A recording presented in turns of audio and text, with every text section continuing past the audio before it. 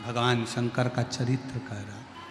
ब्रह्मा, विष्णु और महेश तीनों ने जगत धात्री दुर्गा भवानी से आज्ञा ली, सृष्टि की रचना करना। ब्रह्मा जी तुम सृष्टि की रचना करो। ब्रह्मा जी ने पूछा कि सृष्टि की रचना करूं कैसे?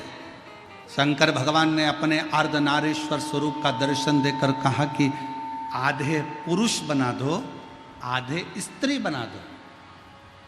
ब्रह्मा जी को समझ नहीं आया तो उन्होंने एक ही व्यक्ति को आधा पुरुष आधा स्त्री बना दिया, तो पूरी की पूरी सृष्टि किन्नरों किन्नरों की हो गई।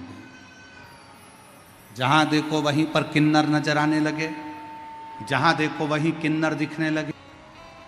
जब भगवान शंकर ने देखा,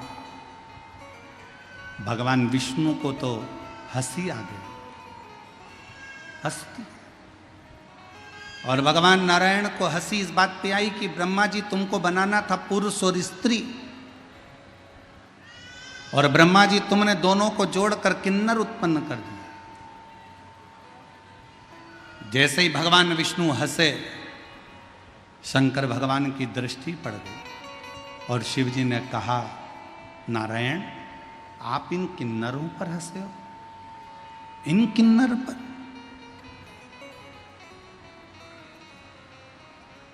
नारायण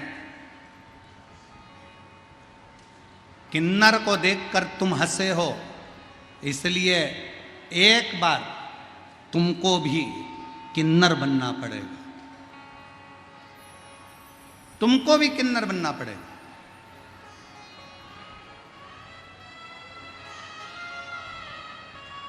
और समय आया था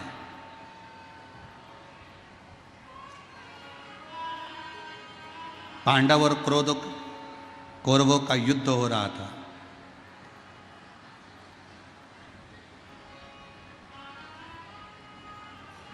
कुरुक्षेत्र की भूमि पर देवी को प्रसन्न करने के लिए कौरवों की ओर से और पांडवों की ओर से परिवार के एक व्यक्ति की बलि देना था। कौरवों ने तो खुशी मनाई कि हम 100 भाई हैं, हम में से एक आध मर भी गया तो 99 बच जाएंगे। पर पांडवों में से 5 भाई हैं और अगर एक की बलि चढ़ गई तो 4 ही बचेंगे। बड़ी चिंता पड़ गई, बहुत चिंता।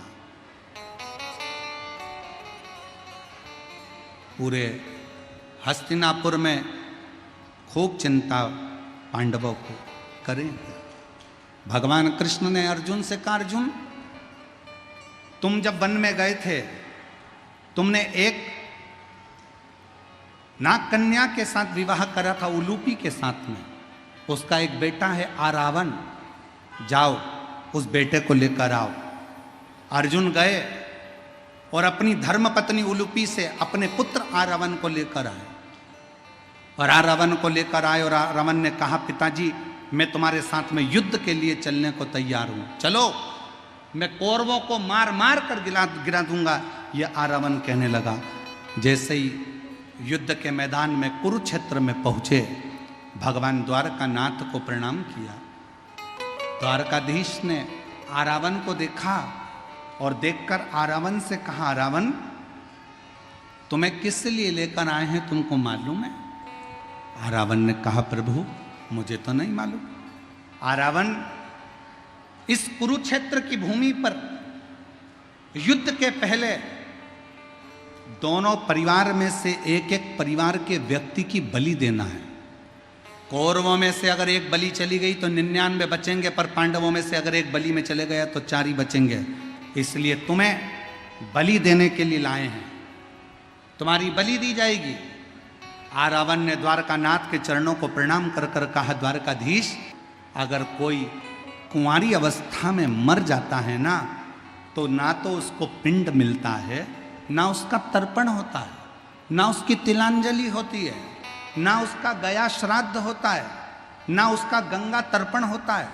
जो कुंवारी अवस्था में मर जाता है वो तो प्रेत की योनि में पड़ा रहता है, वो आहूत की योनि में पड़ा रहता है। और मैं कुंवारा हूं, अभी मेरी शादी नहीं हुई है।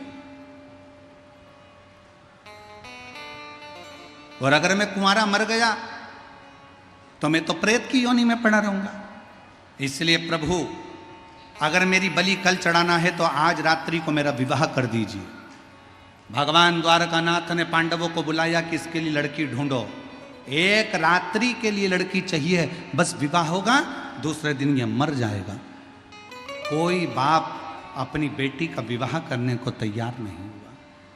तब भगवान द्वारकानाथ को याद आया कि शंकर भगवान ने कहा था कि हे नारायण, हे विष्णु, तुम किन्नर पर हंसे हो, इसलिए तुम्हें किन्नर बनना पड़ेगा। भगवान द्वारकानाथ ने कहा अब लड़की ढूंढने मत जाओ, इससे विवाह मैं करता हूं। भगवान द्वारकाधीश किन्नर का रूप धारण कर लिए और आरावन के साथ में शादी कर लिए। आरावन के साथ विवाह हो गया। दूसरे दिन आरावन का बलि चढ़ बलि चढ़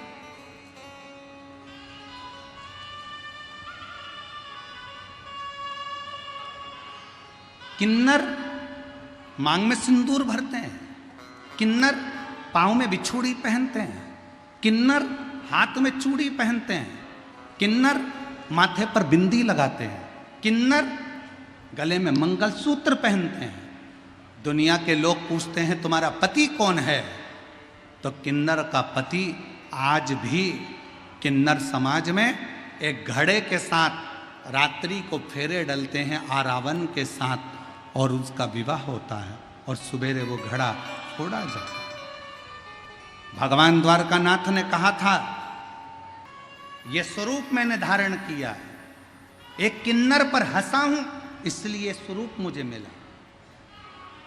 अखंड सौभाग्य का परिचारक रहूंगा मैं, किन्नर का। इसलिए शादी हो, विवाह हो, बच्चे हो, किन्नर हमारे दरवाजे पर आकर नृत्य कर कर, भजन गाकर, बधाई गाकर, थोड़ी सी बधाई लेकर जाते हैं। परिचारक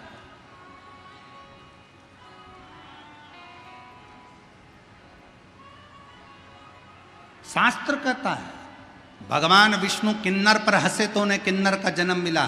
कोई विकलांग है उस पर कभी मत हंसो, कोई लूला है उस पर कभी मत हंसो, कोई अंधा है उस पर कभी मत हंसो, कोई बहरा है उस पर कभी मत हंसो, कोई बहुत मोटा है उसको देखकर मत हंसो, कोई बहुत दुर्बल है उसको देखकर मत हंसिए, कोई अपने शरीर से बहुत रोगीला है उसको देखकर मत हंसिए। शिव पुराण की कथा कहती है कि जब भगवान शंकर के सामने भगवान विष्णु स्वयं किन्नर पर हंसे थे तो भगवान नारायण को भी पृथ्वी पर आकर किन्नर बनना पड़ा था। संसार में हम किसी पर हंसेंगे तो हमारा जन्म अगला वैसा की वैसा ही होगा, हम उसी जन्म में पहुंचेंगे, हम उसी जन्म को धारण करेंगे, हम उसी जन्म के अंतर्गत आएंगे।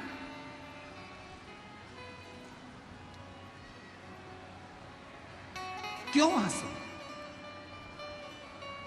किम्मत बुरे कर्म कर बन